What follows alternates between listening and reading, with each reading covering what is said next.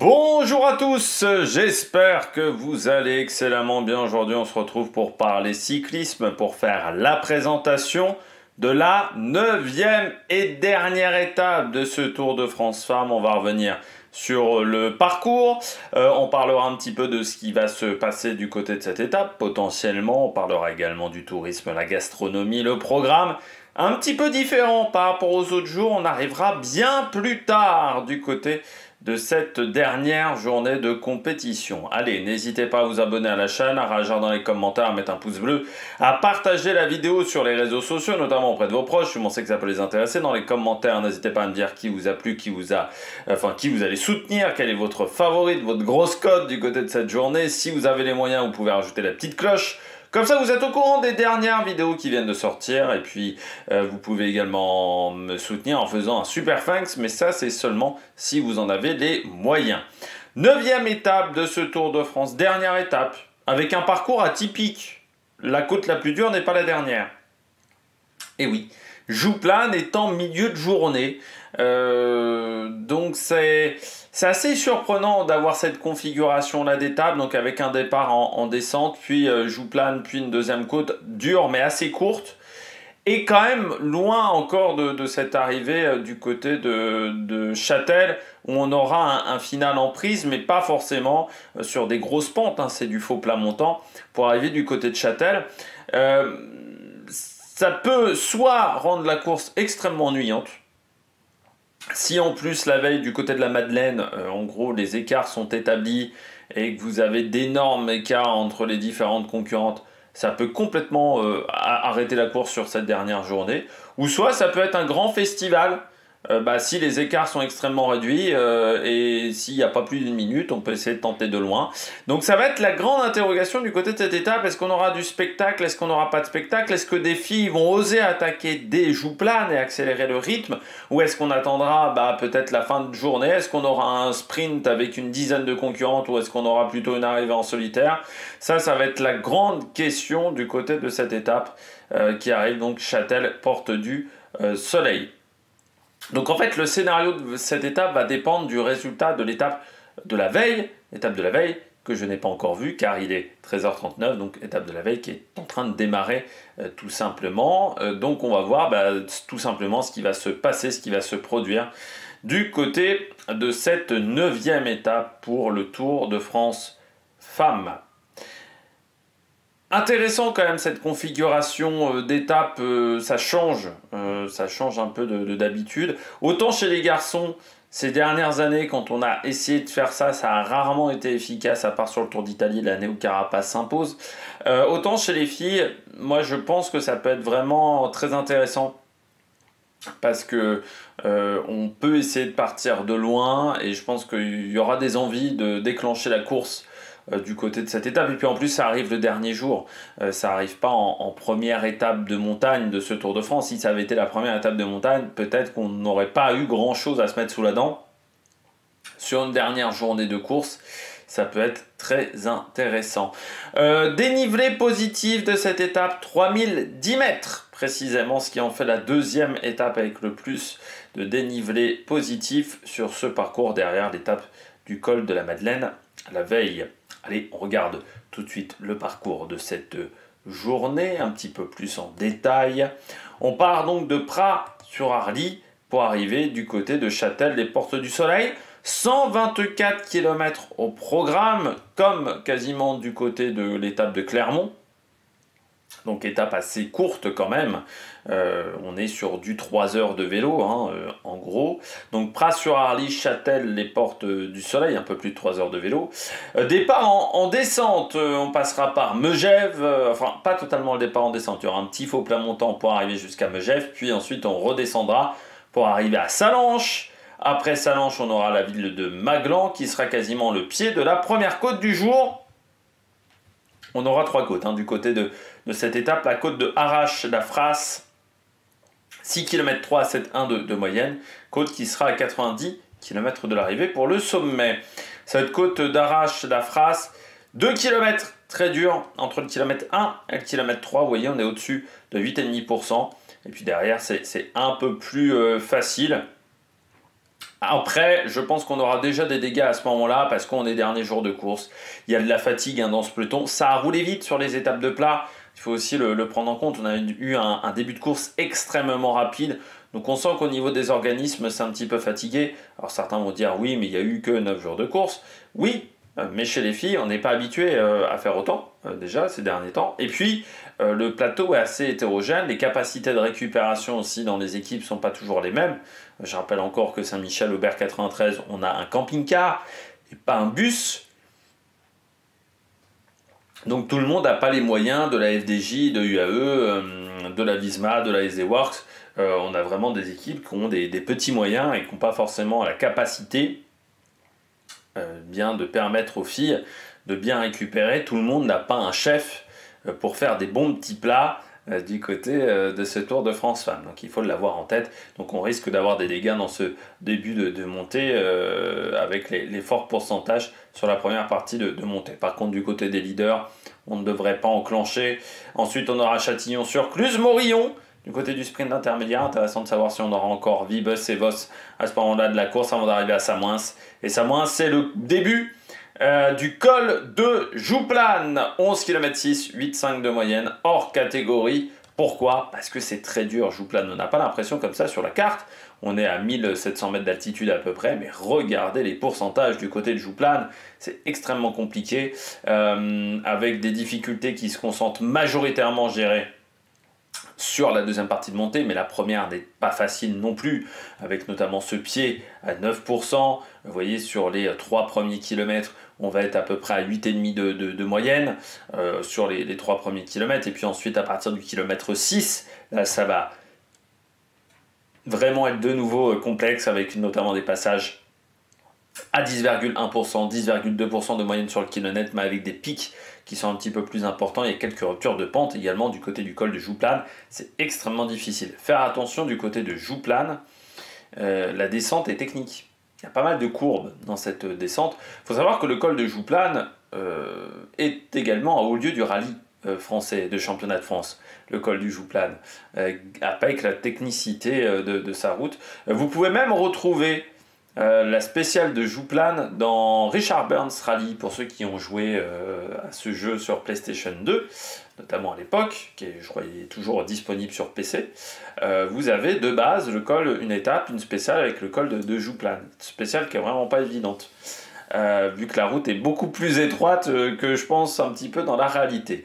Bon, du côté du col de Jouplane, particularité aussi, la descente, c'est pas tout de suite, on partira déjà sur un faux plat descendant. Là, on aura de nouveau une montée. Faire attention avec le public du côté de ce passage-là de la montée. Puis ensuite, on redescendra du côté de Jouplane, mais parfois un petit peu de saleté sur le bord de la route. On arrive à Morzine.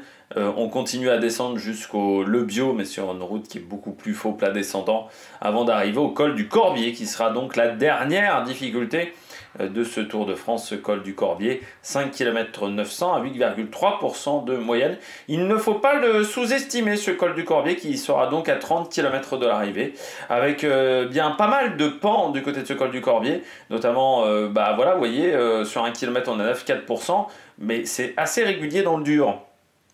Alors certes c'est court, mais après Jouplane, voilà, après 2 cols dans la journée, eh bien peut-être que au bout d'un moment, un travail de sape peut aboutir du côté de ce col du Corbier. Et puis après le col du Corbier, comme je vous le disais, il reste encore 30 km de course, dont on va dire 25 à peu près en faux plat montant.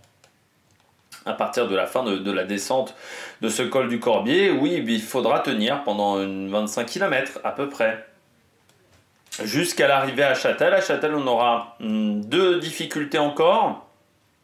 Un passage à 1 km à 7%, 1 km et demi à 7%, et puis le final, c'est 2,2 km à 5,5 de moyenne. Donc vous voyez, la fin est un petit peu plus dure, mais on est en prise pendant les 25 derniers kilomètres de montée.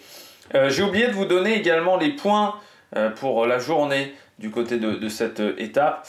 Eh bien, on aura 10 et 10, oui c'est ça, 10 et 10, 20, 35 points à récupérer du côté du classement de la montagne. Et puis on aura de nouveau 45 points du côté du maillot vert, 20 à l'arrivée, 25 Du côté de Morillon, il n'y aura pas de sprint aux bonifications sur le parcours, seulement des bonifications à l'arrivée, 10, 6 et 4 secondes. Là, c'est un petit peu dommageable. Ce serait que pour déclencher la course, on aurait pu également donner des secondes de bonification au cours de l'étape. On regarde un petit peu les difficultés techniques dans les derniers kilomètres. Vous voyez, eh bien, rien à se mettre sous la dent. C'est vraiment très rectiligne du côté de Châtel. Il faudra juste faire attention au faux plat montant, mais absolument pas de soucis. Même le dernier kilomètre, oui, on a des courbes, mais ce sont des courbes qui sont assez ouvertes. Oui, la dernière ligne droite, c'est 170 mètres à vue pour la zone d'arrivée, mais je dirais que c'est pas extrêmement compliqué, voilà, du côté de cette étape. Et vous voyez, donc les 3 derniers kilomètres sont vraiment en bosse du côté de ce final. Les 4 derniers kilomètres même sont en bosse. Donc à partir de là, c'est vraiment de la belle bosse pour arriver à Châtel.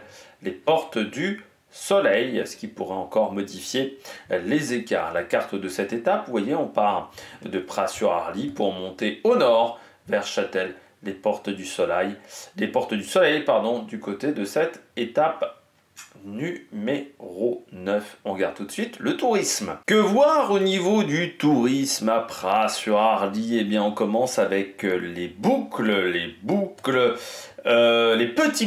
petites boucles baroques, qui sont en fait des sentiers conçus pour faire des balades au niveau familial, donc c'est des sentiers assez faciles, mais qui vont aborder en fait 6 thématiques, 6 parcours, 6 thématiques sur 6 communes.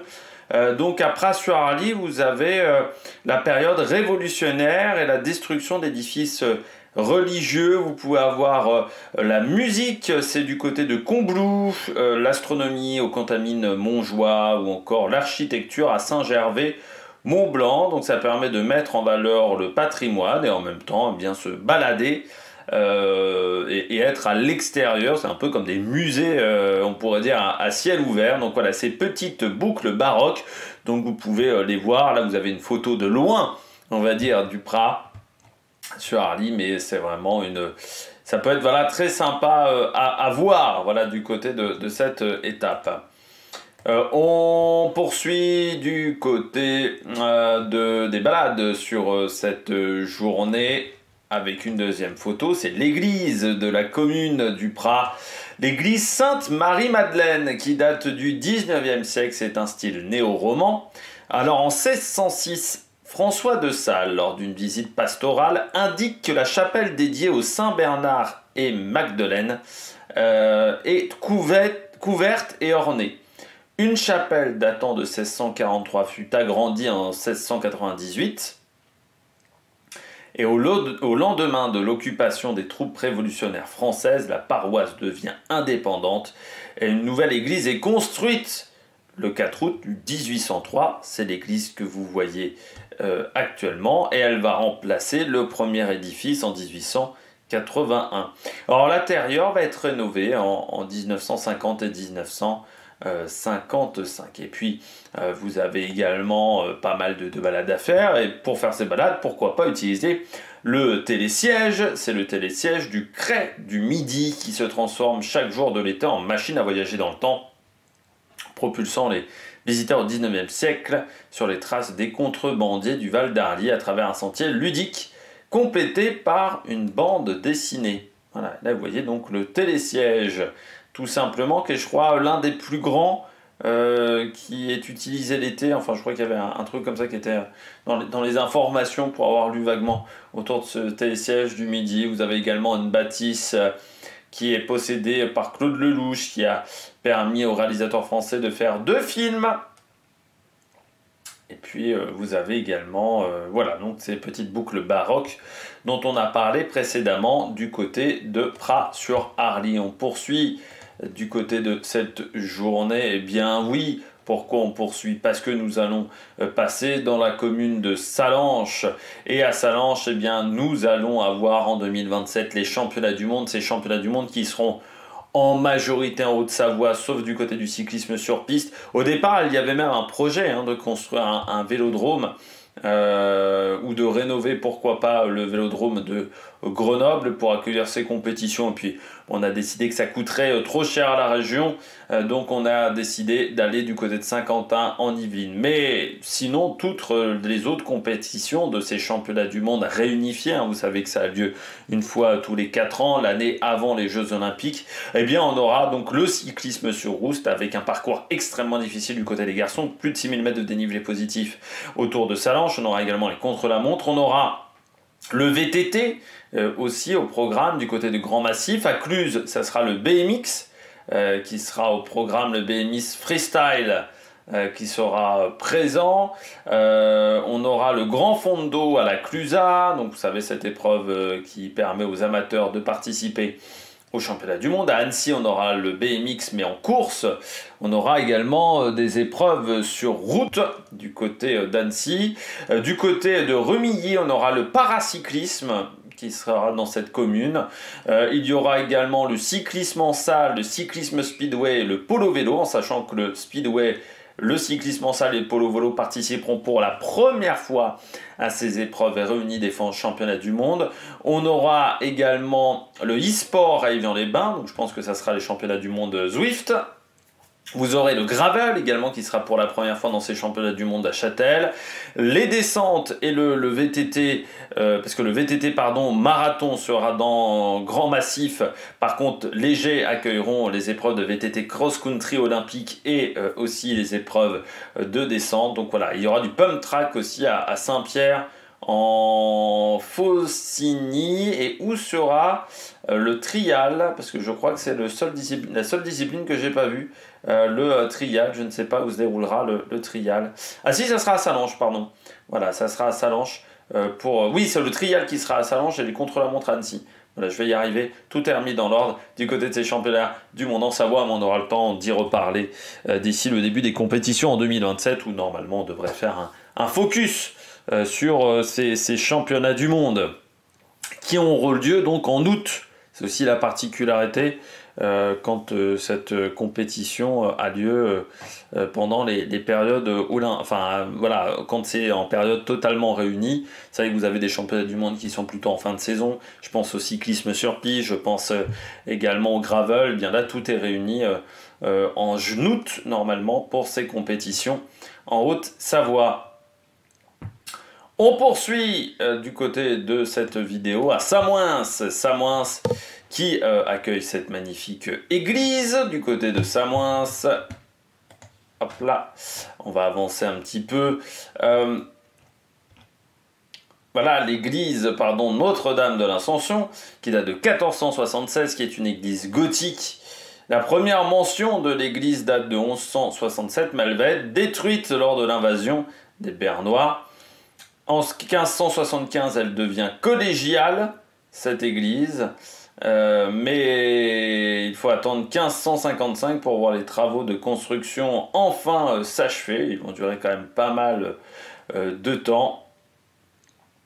Et puis elle est désaffectée à la Révolution et va redevenir l'église du village en 1802. Elle perdra son nom de collégiale à ce moment-là. Les chantiers de l'église et les éléments décoratifs ont été l'œuvre des maçons de Samoins, tailleurs de pierre réputés en Savoie et en France. Et en 1917, Marie-Louise Cognac-Jay, créatrice des grands magasins de la Samaritaine,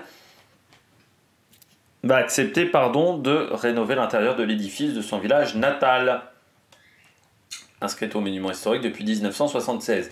Et puis, vous avez également les jardins botaniques alpins qui sont présents. Voilà, vous avez une petite image ici. Il se situe en pleine ville, sur un coteau ensoleillé, au sommet duquel subsistent les ruines du château de Montagnier, démoli en 1476.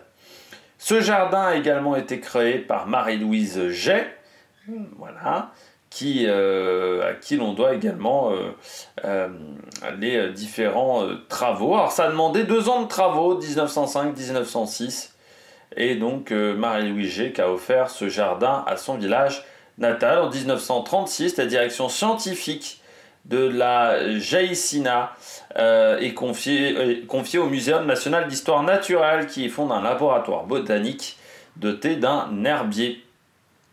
Donc c'est le GRIFEM, le groupe de recherche et d'information sur la faune dans les écosystèmes de montagne, On va effectuer de nombreuses recherches. Jardin remarquable, voilà, si vous allez dans cette région. On poursuit du côté de cette étape avec le village, enfin la ville de Morzine. Morzine, station de ski créée dans les années 60. Voilà, avec Jean Vuarnet, champion olympique, qui va décider de créer une piste sur les hauteurs de Morzine. Il va la créer de toutes pièces. Elle est ouverte en 66. Enfin, cette station de Morzine, qui est en fait la station d'Avoriaz, Avoriaz-Morzine, et qui se démarque par son architecture mimétique imaginée par Jacques Labro et un concept entièrement piéton. Et elle va connaître un énorme succès ensuite, hein, cette station d'Avoriaz. Puis bon, à Morzine, on a les montagnes, bien entendu, à pas mal d'endroits. On poursuit, et Morzine a la particularité d'avoir accueilli le Tour de France féminin dans les années 80, notamment Jeannie Longo, qui s'est imposée 2 fois, notamment face à Maria Canins, qui elle avait gagné en 85, était vraiment la star italienne du cyclisme féminin dans les années 80 et début des années 90. Et puis on termine avec l'Abondance, mais on va commencer par l'abbaye d'Abondance, qui est fondée en 1108. Une abbaye cistercienne depuis 1607. Elle a été fondée par des religieux de l'abbaye de Saint-Maurice d'Agone, désireux de mener une vie régulière et érémitique. Rapidement, Abondance fonde 4 abbayes filles. Elle est supprimée en 1761 et elle est particulièrement connue pour son cycle de peinture murale représentant la vie de la Vierge qui orne son cloître du XIVe siècle. Alors, après la Révolution, le cloître va servir de dépotoir aux habitants de la ville et les peintures sont redécouvertes en 1862, ce qui va permettre à l'abbaye d'être classée au monument historique en 1875 et ces peintures sont restaurées notamment en 1990. Voilà, du côté de ces bâtiments qui sont maintenant utilisés par les services municipaux. Et l'été, vous avez le festival Ronde de Nuit, où vous pouvez avoir des déambulations musicales dans l'abbaye. C'est ce que nous dit le site du Tour de France. Je rappelle que c'est ce qui me permet d'avoir des informations sur cette partie tourisme. Et vous pouvez retrouver, comme d'habitude, des informations supplémentaires sur le site du Tour de France parce que je ne parle pas de tous les monuments et de tous les villages présents sur l'étape. Allez, on poursuit avec le tourisme du côté de Châtel. Châtel, bien entendu, c'est un domaine skiable qui s'étend sur 2 massifs, Super Châtel, Barbossine et Linga, près la Joux, Plaine Drance. Ces 2 secteurs sont reliés entre eux par les télésièges Porte du Soleil et Gablou. Vous avez 45 pistes et 41 remontées mécaniques. Alors le secteur de Super Châtel est plutôt destiné aux débutants. Vous avez également un snowpark et une piste de vitesse. Alors que le secteur Linga, près la Joux, Plaine Drance, là ça sera plutôt pour les personnes qui sont confirmées avec notamment pas mal de pistes noires. Et ce dernier domaine de Linga, près la Joux, Plaine Drance, est directement relié au domaine d'Avoriaz dont on a parlé précédemment. Vous avez également la vieille douane de Châtel. Cette douane gardée, on va dire, dans son jus, ce qu'on dira ça. C'est un musée qui permet de porter un regard nouveau sur le territoire frontalier entre la Suisse et la France, parce qu'on est vraiment tout à côté de la Suisse. On y découvre le jeu que se livraient contrebandiers et gabelous dans les montagnes des Portes du Soleil avant l'avènement des sports d'hiver, avec des témoignages, des expositions. La vieille douane reconstitue un univers pittoresque et plein de surprises. C'est le texte du site du Tour de France. Et puis on termine avec le lac de Vonne. Le lac de Vonne, voilà, que vous avez ici. Ce lac qui a été créé en 1974. Il est situé à 1300 mètres d'altitude. Et un jet d'eau a été mis en service en juillet 2000 qui s'élève à une hauteur de 40 mètres, ce qui en fait le jet d'eau le plus haut de France. Voilà, ce lac de Vonne, si vous voulez là aussi passer du bon temps, notamment l'été. Voilà, une petite baignade, je ne sais pas si vous pouvez vous baigner dans le lac, mais au moins vous balader autour de ce lac, du lac de Vonne, voilà, du côté de cette commune. Il n'y a pas que le ski dans la vie, dans les montagnes. On poursuit avec la gastronomie, et du côté de la gastronomie, on va commencer avec la saucisse de Maglan. Maglan, qui est une commune que l'on va traverser. C'est une saucisse à cuire ou sèche, originaire de la région de Cluse. La fabrication est traditionnelle. Elle se fait dans les fermes, voilà, avec des os de porc, avec des morceaux de viande qui sont encore collés aux os de porc après la découpe. La viande maigre est finement coupée au rouleau, assaisonnée et embossée dans des boyaux. Les saucisses sont ensuite fumées pendant quelques jours. Alors ces saucisses, c'est un peu plus grand que des dios dont on avait parlé déjà précédemment. Ce sont des saucisses d'une vingtaine de centimètres qui font un poids à peu près aux alentours de 400 grammes. Alors bien entendu, avec des creusets, ça peut être intéressant, avec également un gratin de pommes de terre. On peut les manger. Alors la plus grosse partie de la production est séchée pendant 4 à 5 semaines après fumage et est consommée comme un saucisson sec. Voilà, alors là vous en avez plutôt des fraîches à l'écran. On poursuit avec le bertou. Alors le bertou, c'est un plat vraiment savoyard. C'est en fait c'est à base de fromage abondance. C'est dans la région du Chablais, donc au nord de la Haute-Savoie. C'est désormais une spécialité traditionnelle garantie, voilà, avec cette mention sur les menus des restaurants qui vont la réaliser, qui indique qu'ils s'engagent à suivre la recette labellisée, donc la véritable recette.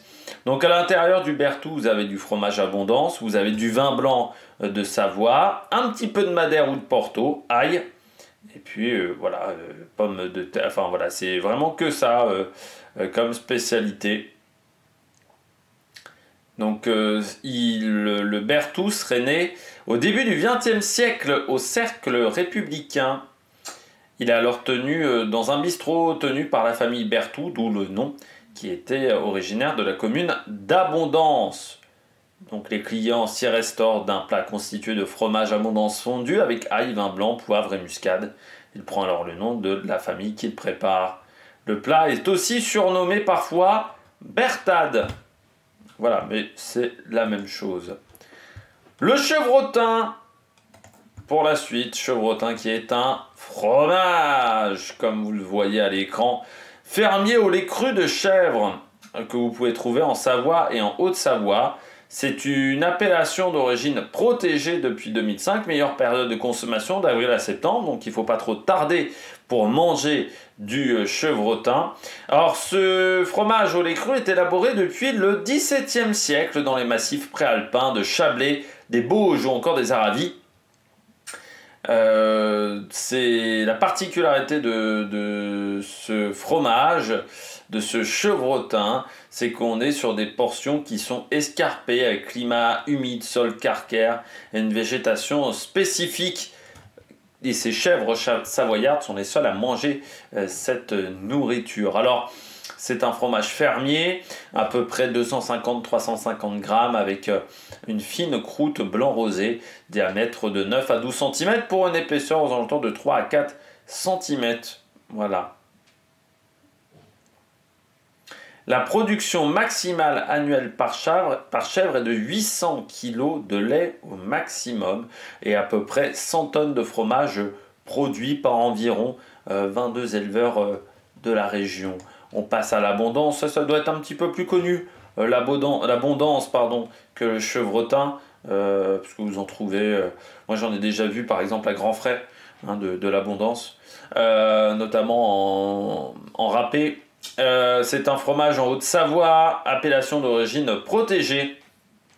C'est une pâte pressée mi-cuite, fait de la transformation de lait cru de vache produit dans le département. Goût noisette qui le fait apprécier en fondu ou dans de nombreux plats cuisinés. Meilleure période de consommation de juin à décembre, donc là on est vraiment en plein dedans. On appelle le fromage se présente dans des meules d'une hauteur de 7 à 8 cm et de 6 à 12 kg. À peu près 3000 tonnes environ fabriquées chaque année du côté de ce fromage. Donc voilà, du côté des vaches qui fabriquent, du côté de l'abondance, voilà. Et c'est vraiment une production qui est en forte hausse, hein, parce qu'il y a encore 25 ans, on n'en fabriquait que 873 tonnes, et désormais on est même à 3500 tonnes en 2020, vraiment de fabriquer, donc c'est vraiment impressionnant. Voilà, du côté de ce fromage. On termine, non, on a encore pas mal de spécialités. Le matafon. Le matafon, c'est un gâteau, en fait, c'est une grosse crêpe. Voilà, le matafon savoyard que vous avez à l'écran. Donc de la farine, hein, des œufs, du lait, du Beaufort, du beurre, et pour le matafon savoyard, et puis sel, poivre et muscade. Voilà, et ce sont des crêpes assez épaisses, voilà, tout simplement, du côté de ce matafon. Donc voilà, autre spécialité de la région. Là, c'est plutôt une version sucrée que nous avons à l'écran, mais ce sont des crêpes, voilà, épaisses. Et puis on termine à consommer avec modération, et surtout ne reprenez pas la voiture derrière. Eh bien, ce sont les vins de Savoie. Ce sont des vins qui sont avec une appellation d'origine contrôlée. Il semblerait que dès l'Antiquité, on a commencé à faire des vins en Savoie. Alors, vous avez à peu près 2000 hectares, une cinquantaine de caves qui fabriquent ce vin. Du vin blanc, aux alentours de 70%, mais on fabrique également du rouge, du rosé, du pétillant et du mousseux. Voilà. Donc avec ce vin qui a toujours eu un petit peu une réputation, quand même, une bonne réputation. Alors vous pouvez avoir du blanc, pardon, du côté de l'Isère, en Savoie, en Haute-Savoie, du rouge également, dans ces régions-là. Et c'est un vin de Savoie toujours très intéressant. Voilà, du côté de cette spécialité, donc des vins de Savoie, il n'y a pas que du vin à Bordeaux non plus, il n'y a pas que du champagne, vous avez également plein d'autres vins dans les différentes régions de France également. C'était notre dernière spécialité gastronomique de ce Tour de France. Voilà, on aura bien fait le tour de la France au niveau de la gastronomie et au niveau du tourisme. On passe à la partie histoire de cette étape. On part de Pras-sur-Arly. Alors Pras-sur-Arly qui a accueilli le Tour de France à 6 reprises chez les garçons. C'est la première fois avec les dames.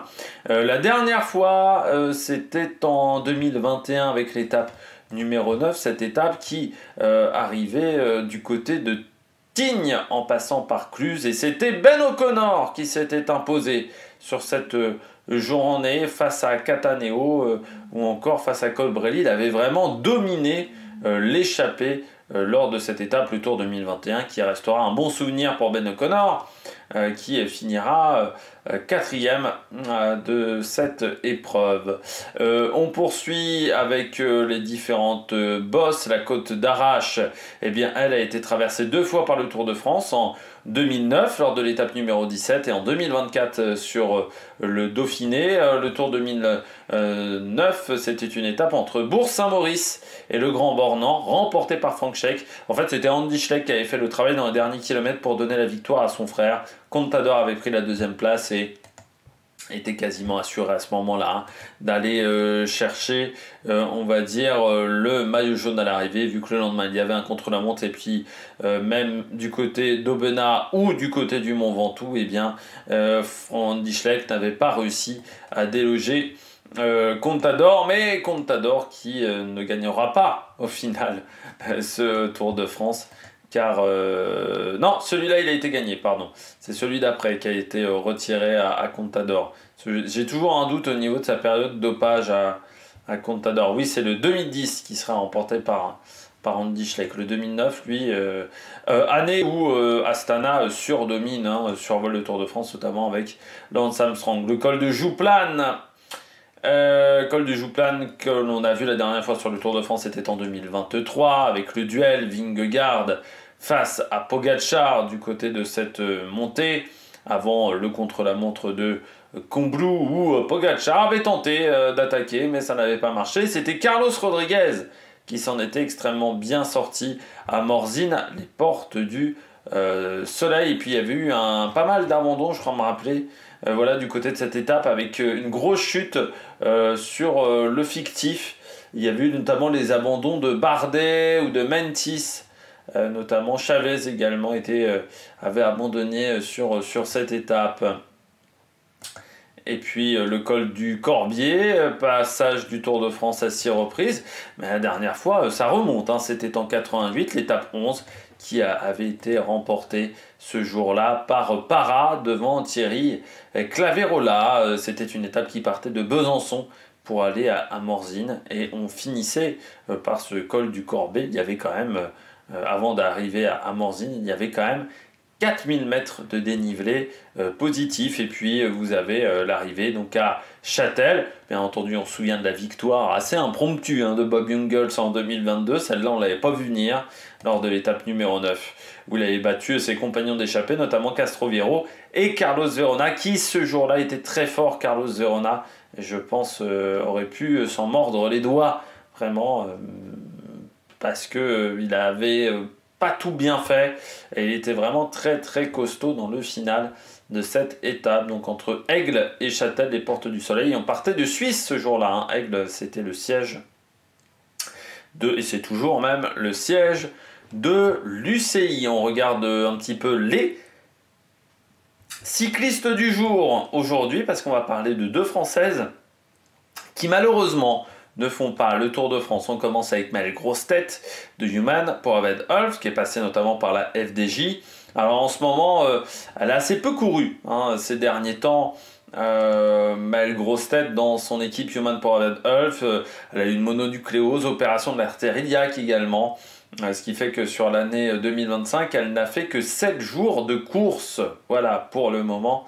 Et je crois qu'elle est en récupération du côté de cette opération. Et puis vous avez Océane Mahé qui elle aussi ne participe pas au Tour de France. Elle a fait le Tour du Portugal par contre, où elle avait pris une belle 6e place sur cette édition du Tour de Portugal, remportée par Heidi pas par Heidi France, pardon, remporté par Jasmine Lichty devant India Granger et Heidi France. India Granger, la française, et Océane Mahé avait pris la 6e place, mais à pas grand chose, seulement 29 secondes de retard par rapport à la leader du classement général.